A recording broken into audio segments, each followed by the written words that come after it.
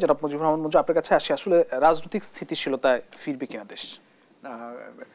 আজিজ ভাই যে কথাগুলো বলেছেন যে এই সংখ্যাগুলো আছে, যেমন ধরেন আমরা যেটা দেখছি আমাদের প্রধান সংকটগুলো কি ছিল, একটা হচ্ছে আমাদের রিজার্ভ সংকট। এই সরকারের সময় আমরা দেখছি রিজার্ভ ইনক্রিজ করেছে, কেউ বলছে 26 বিলিয়ন, কেউ বলছে 25 বিলিয়ন মোটামুটি এটা। এবং ডক্টর ইউনূস যেটা বলেছেন যে এটা খুব শীঘ্রই হয়তো এটা এই গ্রোথটা রেডি থাকলে এটা 30-এ পৌঁছাতে পারবে। 30-এ পৌঁছালে আমরা কিন্তু আমাদের এলসি করা সহ আভ্যন্তরীণ যে বাণিজ্যের জায়গাটা আমরা একটা স্যাটিসফ্যাক্টরি জায়গায় যাব। আমাদের বৈদেশিক যে মুদ্রা আহরণের যে মূল সোর্স, মূল আমাদের যেই মানে প্রবাসীদের আয়, সেটাও কিন্তু মানে অনেক বেশি বেড়েছে এবং এটা হয়তো সামনে কুরবানি ঈদকে সামনে রেখে এটা বাড়বে। ব্যাংকগুলোর যে সংকটগুলো ছিল এগুলো আমরা দেখছি বাংলাদেশ ব্যাংকের গভর্নর, অর্থ উপদেষ্টা মিলে একটা স্যাটিসফ্যাক্টরি জায়গায় নেওয়ার জন্য ওনারা চেষ্টা করছেন। এখন প্রসঙ্গ হচ্ছে যে আলোচনাটা আসলো যে বিনিয়োগ সম্মেলনে আমরা বিনিয়োগ পেয়েছি কিনা, বিনিয়োগ পাবো কিনা। বিনিয়োগ সম্মেলনে তো আপনাকে এসে কেউ এসেই আপনার সাথে কনভিন্স হয়ে যাবে না। কেউ একটা ইন্ডাস্ট্রি করবে, সে একটা ফিজিবিলিটি স্টাডি করবে, নিঃসন্দেহে সে বুঝবে যে আমি যে ডক্টর ইউনূসের সাথে ডিল করছি, ডক্টর ইউনূস কয়দিন আছেন, এরপরে কারা আসবেন। এটা শুধু ডক্টর ইউনূস একা ডিল করলে হবে না। ডক্টর ইউনূসের সাথে নেক্সট গভর্নমেন্টের বা নেক্সট পলিটিক্যাল হোপ যাদের আছে তাদের সহ একটা ব্রিজ না হলে কোনো ইনভেস্টর কিন্তু এখানে একটা সে আস্থা পাবে না। এখন প্রসঙ্গ হচ্ছে এই জায়গাগুলো তো জটিল জায়গা। একটা 15 বছরে এই দেশটার প্রত্যেকটা প্রতিষ্ঠান ধ্বংস হয়ে গেছে। এখন এই ধ্বংসস্তূপের মধ্যে যেই দেশ চালাতে আসবে তাকে কিন্তু এই হার্ডেলসগুলো ফেস করতে হবে। তাকে কিন্তু এই ব্যবস্থাপনা, একদম পুলিশ নাই, প্রশাসনের দলীয়করণ, অনেক লোক পালিয়ে গেছে, ঠিক আছে না, ব্যবসায়ীরা পালিয়ে গেছে, ইন্ডাস্ট্রিগুলো বন্ধ হয়ে গেছে, তারপরে আপনার জায়গায় জায়গায় নানা রকমের এখন যেটা আমরা দেখছি দখল সত্ত্বের ব্যাপার স্যাপার আসছে। এখন এই জায়গাটা ডক্টর ইউনূস ভালো ম্যানেজার না পলিটিশিয়ানরা ভালো ম্যানেজার, এই কথা আসে। আমাদের দেশে সবসময় দেখা যায় যে পলিটিক্যাল সিচুয়েশন, পলিটিক্যাল নেতারাই ভালো ডিল করতে পারেন। এই জন্য দেখবেন জিয়াউর রহমান কিন্তু উনি আর্মি ব্যাকগ্রাউন্ড থেকে আসছেন, আসার পরে কিন্তু উনি পলিটিশিয়ানদেরকে মানে পিক করেছেন। এবারের গভর্নমেন্টের ফেলিউর যেটা, যে ফেলিউরটা হচ্ছে সেটা হচ্ছে উনি যাদেরকে পিক করেছেন বা ওনার সাথে যাদেরকে দেয়া হয়েছে, এখন এখানেও তো বিতর্ক আছে দিয়েছে কারা। আমরা তো জানি যে এখানে পলিটিক্যাল পার্টিগুলোর ইনপুট ছিল, বিএনপির পক্ষের বা বিএনপির পছন্দ করার লোকেরা উপদেষ্টা হয়েছেন, অনেকে অন্যান্য রাজনৈতিক দলের অনেক পছন্দ করার লোকেরা উপদেষ্টা হয়েছেন।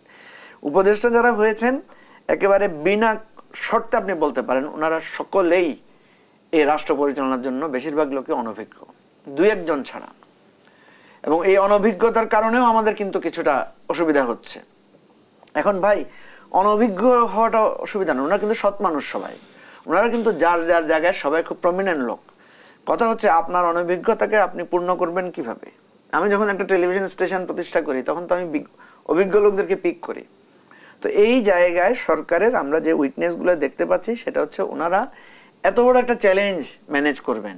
ডক্টর ইউনূস একটা ভঙ্গুর অর্থনীতি, একটা ভঙ্গুর রাজনৈতিক ব্যবস্থাপনা, একটা ভঙ্গুর প্রশাসনিক ব্যবস্থাপনা, একটা ভঙ্গুর বিচার ব্যবস্থাকে পেয়ে এই সবগুলোকে যে গুছিয়ে উনি রাষ্ট্রটাকে একটা লাইনে দাঁড় না করিয়ে উনি যদি ইলেকশন দেন তাহলে কি হবে। প্রসঙ্গ আসতেছে ওনার এত দরকার কি, উনি দিয়ে দেন, এটা একটা হইতে পারে। একটা হইতে পারে না, উনি কিন্তু একটা প্রমিস করেছেন যে না আমি আপনাদেরকে একটা ডিরেকশনে তুলে দেব। কারণ আজিজ ভাই প্রথমে যেটা বলেছেন আমি কিছুটা একটু ভিন্নমত পোষণ করি, সেটা হচ্ছে ছাত্র আসলে কোটাই চেয়েছিল। এবং এর আগে কিন্তু কোটার আগে আপনি জানেন কোটার শব্দের সাথে শুধু কোটা ছিল না, কোটার সংস্কার ছিল, ঠিক আছে। আপনার মনে থাকার কথা যে ছাত্ররা, কিশোর ছাত্ররা এক সময় তারা কোটা চেয়েছে বলছেন, কোটা সংস্কার চেয়েছে। হ্যাঁ, কোটা সংস্কার চেয়েছে। কোটা সংস্কার থেকে এটা রাষ্ট্র সংস্কারে পরিণত হয়েছে। কিভাবে হয়েছে এর তো একটা পথ আছে। আপনি দেখেন আমাদের কিশোররা যখন সড়ক নিরাপত্তার আন্দোলনটা করেছিল, নিরাপদ সড়ক আন্দোলন, সেখানে কিন্তু নিরাপদ সড়কে সেটা আন্দোলন সীমাবদ্ধ থাকে না, শেষ পর্যায়ে নিরাপদ সড়ক থেকে সেই আন্দোলনটা হচ্ছে রাষ্ট্র মেরামতের কথা, মনে আছে আপনার? তাহলে রাষ্ট্র মেরামত, রাষ্ট্র সংস্কারের যে কথাটা এসেছে এটা একদিনে আসে নাই। এই অ্যাসপিরেশন কিন্তু সবার, বিএনপি নিজেও বাধ্য হয়েছে 31 দফা সংস্কার প্রস্তাবনা দেওয়ার জন্য। সুতরাং আমরা যদি এই জায়গাটায়, এই জন্য বলছি যে আমি আবারও একই কথা বলছি, যেই জটিল জায়গাটাতে আমরা আছি এটাকে এত সহজে একটা ইলেকশন দিয়ে সমাধানের চিন্তা করলে পরবর্তীতে যারা ক্ষমতায় আসবেন দায় কিন্তু তাদের উপরে বেশি বর্তাবে। ধরেন ডক্টর ইউনূস এখন বললো যে ঠিক আছে আমি চেষ্টা করেছিলাম পারি নাই, ওকে আপনারা সবাই যেহেতু ডিসেম্বর ইলেকশন যাচ্ছেন লেটস গো আমরা চলেন ইলেকশনে চলে যাই। উনি কিন্তু এই ধরনের একটা কথা মাঝখানে বলেছিলেন। তো গেলে কি হবে, বিএনপির বিরুদ্ধে আজকে যে সবাই মিলে হচ্ছে, কালকে আপনার বিএনপির বিরুদ্ধে আন্দোলনটা শুরু হবে, বিএনপির বিরুদ্ধেই সব বিষয়গুলো সবাই একজোট হবে।